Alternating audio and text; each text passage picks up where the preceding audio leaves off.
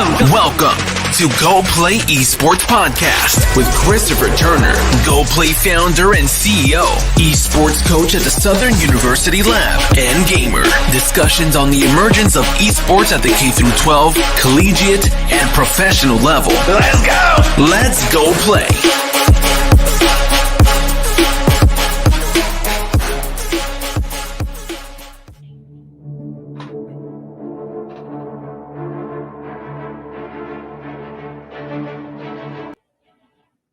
Hi, this is your host, Christopher Turner of Go Play Esports. This is season 2, episode 3. As always, we have a special guest. If you can pay attention to the graphic up top, it's Jason Kirby of Generation Esports. He's the chief operating officer, and I'm just happy to have him. Gotten to know him over the last year and a half, and great guy, real aggressive in the marketplace.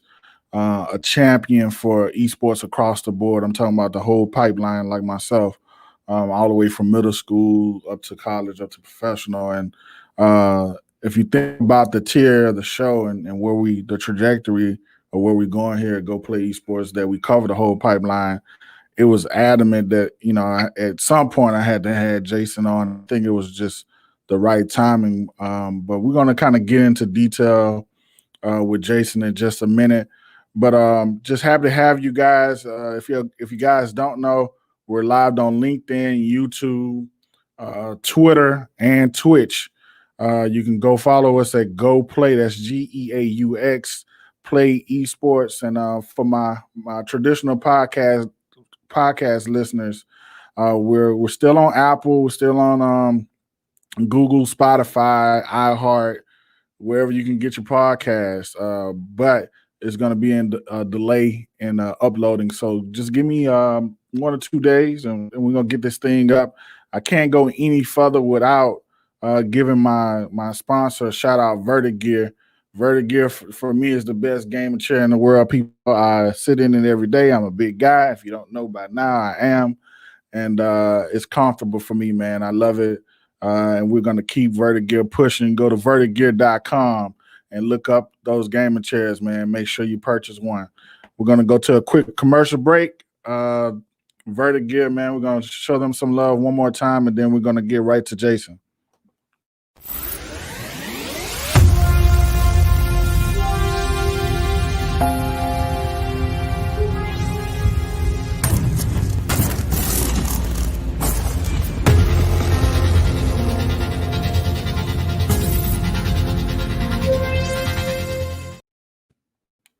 All right, man. That was a Verdict Gear commercial, man. Like I said, go to verticgear.com. Jason, welcome to the show, man. How you doing? Thanks for having me. Can we all just acknowledge how awesome your intro is? That was amazing. I'm trying to take it to the next level, Jason. I'm trying to keep it moving, keep it innovative, man. And thank you for the compliment, man. And so I kind of went into a brief spiel about who you are, man. And I really, I want to take these first couple of minutes. Like, I think you have an interest. Can we kind of start with like your background? Like, not, before you got into this space, I think you were involved in some more spaces and some dealings with Walmart and stuff like that. Can we kind of brush up on that? Yeah. So kind of the quick background. Always an entrepreneur, always trying to find ways to solve problems for certain audiences. Started off real young, getting some really strong marketing experience when I was in my my early 20s. At an amazing marketing firm out of San Diego. Took that experience, grew my own company, became the largest photography school in San Diego, one of the largest event photography and creative services companies in San Diego. But was always an entrepreneur, not so much photographer. Decided to sell those businesses, move out to the Big Apple in New York. Joined as the first employee of a company called Liquid Sky. Was a cloud gaming software where we made it possible to play the top PC games, FPSs, with ultra low latency from a phone or a Chromebook or low end device by playing from the browser or playing from like a PC client or playing from their Android app. And was responsible for growing that team from 2 people, 3 people to about 35 people raised about $12 million, had about 1.8 million customers across the world in 130 countries, and then ended up selling that to Walmart back in 2018. And wanted to kind of make an impact in education. I've always been very passionate about education. I feel exposing kids to opportunities into a world that they might not be aware of helps shape their past, that they do have options, that gives them a sense of potential. And I just happen to be experienced in gaming due to my tech background at Liquid Sky. Did some deals with esports back then, and stumbled across the amazing guys over. It was just HSEL, High School Esports League. Knew one of the co-founders. They brought me in, and I was just convinced immediately that the world needs this, and helped kind of get where we are now, to where we've expanded beyond just high school. We're now in middle schools. We're serving the college market. We're serving non-scholastic markets. We're serving communities. And it's been a wild last year and a half or so, since I've decided to join the team, and it's been quite amazing. It has been, man. I've had I don't want to say a front seat, but a close seat to y'all, the innovation of Generation Esports, and kind of going back into your background. Like, from what I'm hearing, it was mostly tech driven things that you're attracted to. I heard the photography, the creative side. Like, what was the pull for you to esports? Like, what drew you? Were you a gamer at first, or were you just looking from afar and it kind of caught your eye? What was it? So what ultimately drew me to Liquid Sky to be in the gaming industry to start, because we built tech, but it was specifically exclusively for gaming. Mm-hmm. And what drew me there was, growing up, I love playing video games. I totally understand why Twitch is huge, because I watched my brother and my friends play more than I played myself.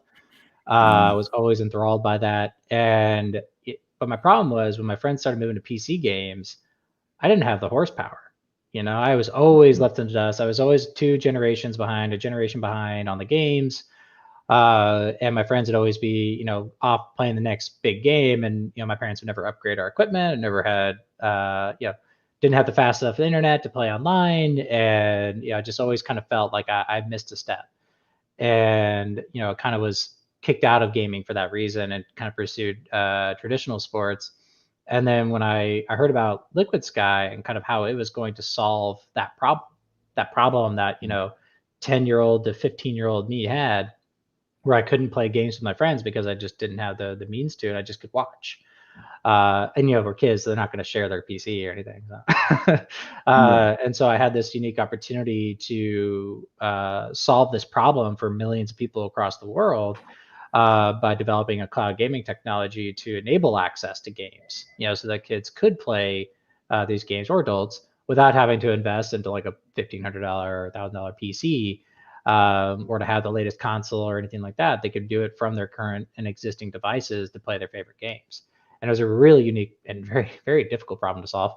But it was an amazing opportunity. And I got to meet some really cool publishers. I was doing a lot of deals with the publishers to be able to make sure we could run their games in the cloud, which obviously, treading new ground there. There's people that have done it in the past in cloud gaming that have failed and burned. So we were overcoming a lot of obstacles in those discussions.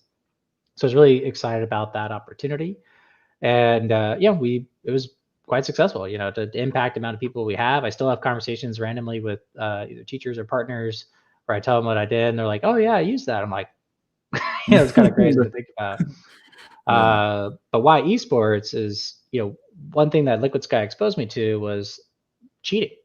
Cheating is a thing in esports, and just gaming as a whole. Maybe not as much in esports, but just cheating is a thing. Our technology basically eliminated cheating. And so we were talking to a lot of big players in the space, because there's no way to access the hardware, or to access the main image, or the operating system. So there's no way to install anything. They basically just got a standard issued copy of the game that they couldn't alter. And so we saw that. So I got a lot of exposure to esports, some of the big players, how it was working, and it was just massive, massive growth potential that I could not ignore. And I was really intrigued by esports. I was looking to kind of stay within gaming, because I've developed such industry knowledge in it, and I think it's our future. I think shows or the movies like Ready Player One are very much a reality. Hopefully, less of the dystopian aspect, but the VR worlds, those very immersive experiences are inevitable. And I think it creates a lot of opportunities for people to build communities, a sense of belonging, a sense of identity, as well as career opportunities and whatnot. So that's the long way of how I got into the esports space. And I just think it's a space that the world needs, and I want to be able to have an impact there. I definitely had the same sentiment as far as wanting to be there and knowing that it's the next thing. And you mentioned the growth. Due to COVID-19, we saw some substantial amount of growth in the space, and I wanted to kind of ask you and see how you felt about as far as the growth of esports and gaming in general. Where you see it going. You mentioned the VR, but I want to kind of get your thought on like the substantial amount of growth that we saw in the last couple of months due to everybody being at home and how you felt about it. Well, I think if we speak to COVID specifically, Mm-hmm. all it really did was accelerate the inevitable. We're still not anywhere near, the true potential of what esports is. Like when we look at, HSEL, High School Esports League, one of the leagues we operate, we're not even at like 5-10% penetration of the entire market. Esports as a whole. There's still so much growth potential and awareness to develop. We're still in the early stages, even though esports has been around for the last like 10 plus years from like more of an official standpoint. But if you see like, the bar chart, you got like this, we're in 2020, it's like this little bar, and we saw this nice big jump because of COVID in terms of awareness, impressions. It was an alternative to, traditional sports and as far as a sense of entertainment. And so we saw a lot of buzz, a lot of media talking about it, acknowledging esports is real. We have a lot of states that are now saying like, okay, this is now a thing we have to pursue because it's really the only thing they could do during these times. And so it forced them to have the conversation. Boards, superintendents, state officials, all realizing like there needs to be a conversation here. And it's something that is, I think, important to present an opportunity. And I'm going to specifically speak to Scholastic mainly because that's where my core competency is. That's where I'm at right now. But what's unique is like, esports has just been growing out of kind of more of just a natural progression of people loving games and then affiliating, those games to now we have these pro teams like the Call of Duty leagues, Overwatch leagues, and more leagues, popping out. But those fan bases, while they're strong, they're not necessarily as strong as they could be because there's not really a sense of structural, or infrastructure educating, kids and adults how these games actually work. If you're to, let's just say throw my dad into watching Twitch, an Overwatch match on Twitch, his head would explode. He's lost it. Yeah. His head would explode. Yeah. What is this? And, so that's why when we have kids that are growing up with these sports now, like their friends are playing it, they're playing it, they're now going to be able to watch these things like second nature, just like how I could watch, football after playing 8 years of football. I know exactly what's going on. I know what plays are being called. I know all these different things. I know how it all works because I played 8 years of it.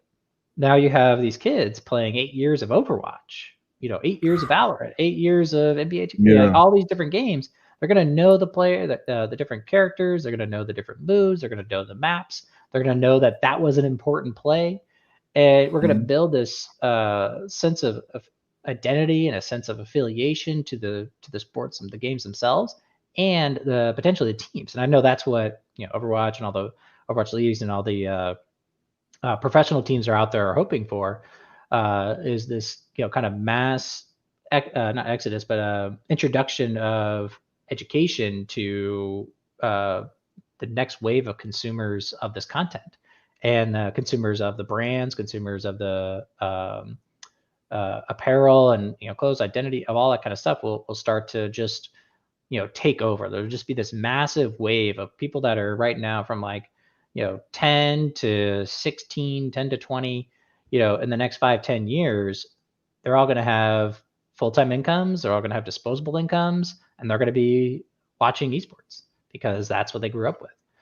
And I just think that you're going to start to see not so much traditional sports market share depleting, but just a bigger pie growing, because the people that didn't really affiliate with sports are now affiliating with esports. So you got this kind of new market that wasn't really involved with traditional sports that's growing up with esports. So you're just getting this much larger pie of entertainment, growing. And like I think we're not even at the tip. Like we're at like the little like pencil tip of the iceberg right now in terms of what we have. And I definitely agree with that. Like my little elevator pitch is that I'm 36. I was born in '84, and so I was like, in my lifetime, I didn't get a chance to see the NFL or the NHL or even the NBA, at its beginning stages. And so you have a chance to be a part of it, man, and be a part of the culture. And like you said, it's even a bigger embedded thread of the culture because you're reaching all of these people. It's not just a sports lane, man. And I totally agree with it. And so I wanted to kind of move on, man, and get into Generation Esports. And you hit on it earlier. Could you tell the people exactly what Generation Esports is and the different pipelines and stages that you guys have built? And it's a incredible ecosystems of esports services that I would say. So let's kind of dive into Generation Esports for a moment. Yeah. So Generation Esports was founded out of the High School Esports League. So High School Esports League has been around for about 8 years, since 2012. And when developing out HSEL, we realized there was a need for technology because to run thousands and thousands of students in a single tournament, it gets really complicated with the existing tools out there. And so we had to develop our own technology, which we grew into Generation Esports because we realized this doesn't need to be just for high school. So that Generation Esports kind of launched as a brand in April this year, kind of right when COVID was kicking off. It was already in the pipe. It wasn't due to COVID, but definitely COVID accelerated our success with this brand. And essentially what Generation Esports is, it's a platform that brings communities together to run and operate large-scale esports tournaments at a more of a continuous mindset, not a one-off tournament with your buddies or a one-off sponsored tournament, but actual foundational leagues that will last the test of time. So when we look at creating this pipeline, because I was talking about earlier, we have this opportunity to kind of grow and evolve esports players into esports consumers. Just as like pros, only 99% don't become pros. It's like the top 1% that become the actual pro players. So these other 99% that become the consumers, the viewers, the ones that are engaged. So we launched Middle School Esports League, which is owned and operated by us, to kind of be a feeder into High School Esports League, but primarily to kind of promote diversity, equity, and inclusion a little bit more, because we realize that the younger we get kids involved, the more likely we're to start to see gender diversity, because it's not until they get a little older that they start to kind of fall into gender norms. And esports is definitely dominated by males, and there's so much value in having a more diverse gender diversity and racial diversity in esports that isn't always represented at the professional level yet. And so we felt getting kids younger at middle school would help open up that pipeline, help start the conversation of creating that structured gaming experience, not so much the kids are playing games anyways, so we might as well put them in a structured environment where they're being taught how to play with adult supervision in a safe space with peers, in an environment where they're playing with peers, not so much a 12-year-old playing with a 40-year-old man, kind of thing. So trying to create that safe space for kids to play games and to compete and make it more structured. And so we launched Middle School Esports League this fall. We have the High School Esports League that's been running and operating for years. Got about 3,300 schools nationwide. We have about 100,000 plus players that have signed up to be a part of that.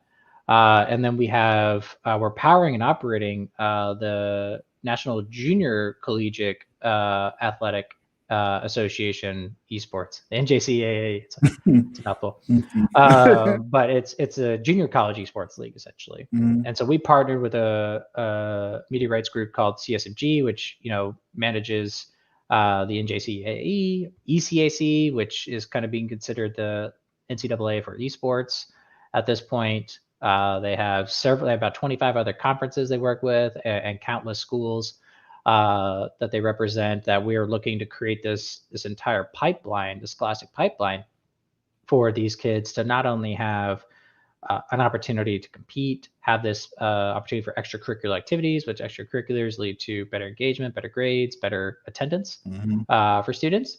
But then when they get to college, allowing these colleges to see their history as an esports player, to see if they want to potentially offer scholarships or recruiting for these. A lot of colleges, really good colleges, are investing into esports because they see it as an amazing recruitment tool to attract students to their programs, and they're offering very lucrative and scholarships for these kids to come and join based on their esports programs.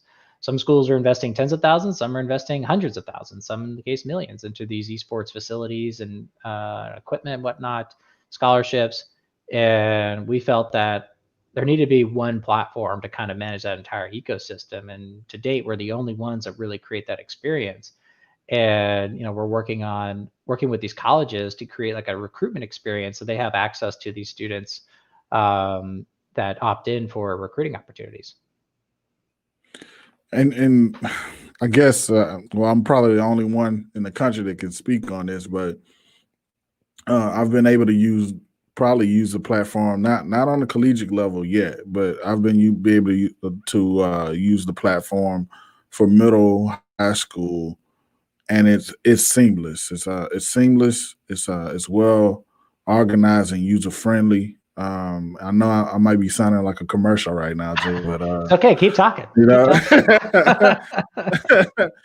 But it's something that I'm able to look at my rosters. I'm able to look at the progression of my players, the wins, the losses, and able to structure my team from a management standpoint. And this is Coach Turner talking right now. It's great for me. I'll continue to use it and continue to grow with it. And so it's just a major achievement from a year ago, man. Like I really want to say hats off to you guys, and I see the steady growth and the steady movement. And so you made a big announcement. I'm gonna go ahead and play this video right quick. High School Esports League made a big announcement last week, and so let's try to get to it right quick. I want to build an esports lab at your high school, so keep listening. Our Build an Esports Lab campaign, presented by the Army National Guard, is building 25 esports labs at high schools all across the country, because esports in high school just makes sense. Esports turns video games into a STEM experience, and the equipment that powers esports can double as a lab for coding, 3D design, animation, and video editing, because they can power the software your typical computer can't. And Asus and Intel are hooking you up with the equipment. And no, we're not just going to send you 6 of these and call it good. We're going to teach you how to turn all of this into this by sending a professional to your school to lead them in a Build a PC STEM experience. And when we're done, you get to keep all of the equipment so you can have a full esports lab at no cost to you. This experience is open to all high schools in the United States. So how do you actually put your application in? Well, first step is get excited. And I mean really excited. And then head to hsel.org/esportslab. So once you're there, you're going to fill out a request for an application. It's important to note you must be an official school representative to be selected for this and receive the official application via email. You're also going to want to check the little box so you can get notifications from our sponsors, because they're the ones making this happen. Final step is fill out the official application sent to you. You're going to want to spend some time on this. You're going to have to prove that you have space for the equipment, that you have the need for it, and why your school wants this and loves esports. It's going to be pretty competitive, so the more time you spend on this, the more pictures and evidence you provide that your school is going to take this really serious, the better. There's no limitation to what high school can apply for this. The more effort you put into this and the more need you have, the more likely you're going to get selected. And as a side note, if you're watching this and you aren't an official school representative, it's your job to tell someone about it and to get them excited about it. You can work with your teachers or sponsor of an esports club to fill out this application, work together on it, send pictures of your team, and just show how excited you guys are, because it's up to all of you to make this possible for your school. And we look forward to announcing the winners. So that video is like over 1,000 views on YouTube already. It just dropped last week.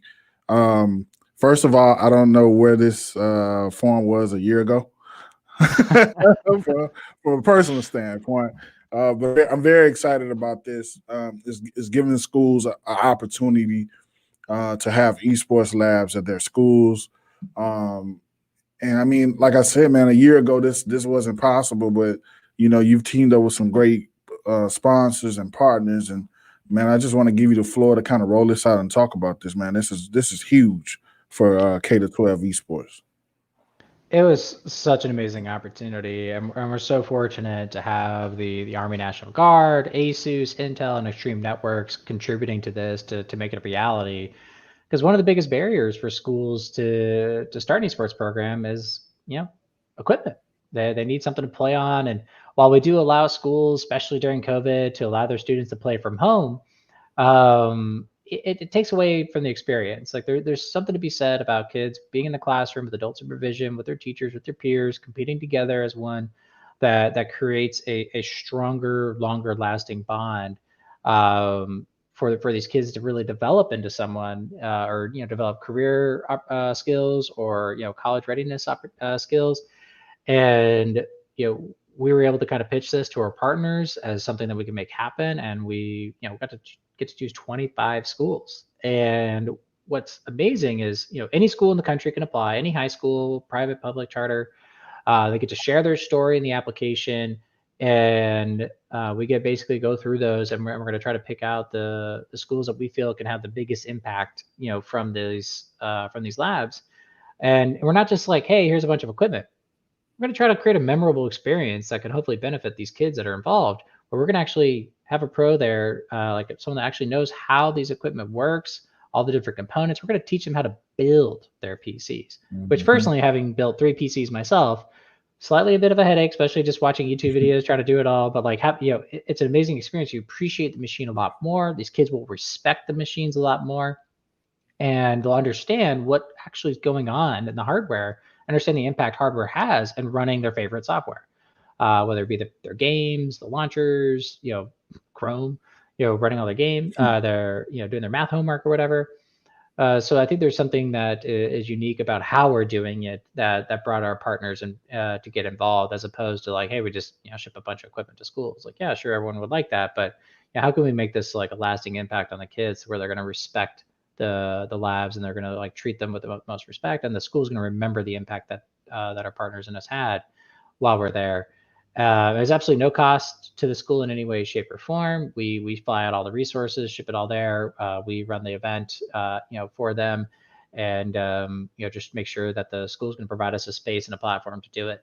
Is all that we really ask of the schools participating, and making sure that all the approvals are accounted for. But it's going to be exciting, and I can't speak to anything yet, but it sparked a lot of interest. We have other partners that, in addition to the current ones, that are thinking about doing these on an even bigger scale in the coming years, so that hopefully this is not a one and done campaign, but that will hopefully be able to fuel a lot of programs, specifically underprivileged schools that would never be able to have access to the equipment to get them this opportunity. Because we know that with esports, we're penetrating about 3 to 4% of the student body with our clubs. For any school that has a program for over a year, we're starting to see that 3% of their student body is participating in esports. Maybe not competing, but they're a part of the team, whether it be doing the social media, the planning, coaching, practicing, and it's just creating like this sense of this community at these schools that would never exist otherwise. And you're mixing and matching clicks. You're kind of breaking the jocks up with the gamers. You're breaking, like you're just bringing this eclectic group of kids. You're breaking gender walls. You're breaking diversity walls. Everyone's just coming together because everyone loves games. Everyone's playing games, and there's no physical limitation. Kids with certain disabilities have the opportunity to participate where they would have no other extracurricular activity to partake in. And it's just something that's really unique. And I wish people would really realize, especially school decision makers that maybe aren't as attuned to what's going on in today's market, would listen to that and realize that this is not about video games. This is about creating opportunities for kids to be in the classroom with adult supervision, learning and working together as a team towards a common goal. And that's what this is really about. And that's a lot of what traditional sports are about. But this video games is just a piece. It's really about bringing the kids together. That's what we're really focused on. That's awesome, man. And I'd like to applaud you and the team for keeping the core values there, man, through the growth and through the progress and the heartaches and the hiccups and everything else, man, that I know that goes on with any industry that you get involved in, man. Y'all kept the core legit, man. And I thank you for coming on, Jason. And before you go, man, you had to plug away, let people know how they can get, how schools can get in contact, how to get in contact with you for certain things. And, floor is yours, man. Yeah, you can find us at HSEL.org for the High School Esports League. If you want to apply for the lab, it's up there on the top navigation, but you can also find it at hsel.org/esports-lab. You can reach out to me if you have questions specific to me, Jason at generationesports.com. If you're interested in middle school, it's MSEL.gg. We like our short acronym URLs to make it life easier. And then obviously if you're interested in like setting up communities or more on the collegiate side, you can find us at generationesports.com, reach out to us that way. But yeah, happy to have any conversation with anyone that's trying to make an impact in these schools or the esports ecosystem. All right. Like I said again, man, thanks for coming on. And this is not the last time we're going to talk. So but yeah, man. But great things over at Generation Esports, people. Like you said, man, get in contact with Jason on the team if you want to get involved with the pipeline, man, middle school through collegiate esports. Thanks for coming on, Jason. Thanks for running a great show, man. This was awesome. Thanks for having me. Yeah, thanks. Yeah, once again, that was Jason Kirby of Generation Esports Chief Operating Officer. Thanks again, Jason. Hey, you know what time of the day it is. We're about to wrap it up, but we're gonna play a little video from T5C Gaming. T5C Gaming is the official gaming protective wear. I rep it all day, every day. You get a cool little case like this, man. T5C is the brand that I wear to protect my eyes. Great product. Go over to T5CGaming.com. Use GoPlayES as your discount code. Let's play a quick commercial.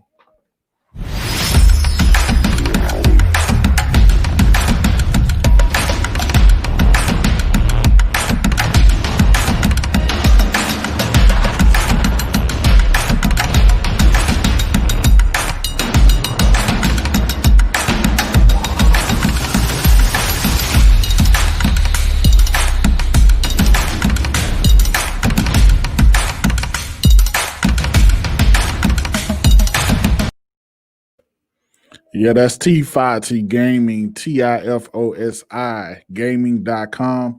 GoPlayES is the discount code, man. Go get you some swagged out glasses, man. You can change the colors, do all kind of cool things, different frames. And it's something for everybody over there, man. But once again, this is season 2, episode 3 with Jason Kirby. I'm your host, Christopher Turner. And you know what we say over here, go play esports. See you next week.